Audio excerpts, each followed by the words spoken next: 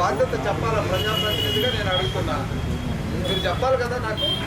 కానీ నేను మీ గ్రామాల గురించి అడిగినప్పుడు మీ దృష్టిలో ఉన్నటువంటి సమస్యలు నా దృష్టిలో పెట్టాలి.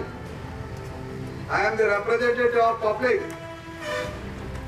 I have to know each and every subject. మీరు దాచిపెట్టడం కాదు. పొలిటికల్ గవర్నెన్స్ లో ప్రజలు ఎన్నుకున్న ప్రతినిధులు ఉంటారు, ప్రజలచే నియమించబడిన ఉద్యోగులు ఉంటారు. We are all public servants. మీరు చెప్పకపోతే వాళ్ళు చెప్తారు. అక్కడ విలేజ్ సమస్య ఉంది, out sides.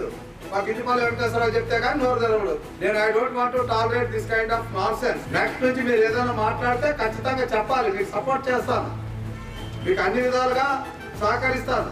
I know the subject.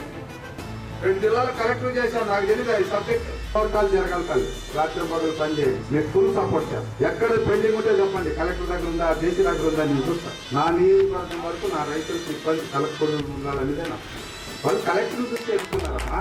ఒక కలెక్టరు మాకు ఈ సమస్యలు ఉండవని ఎన్నుకున్నారు.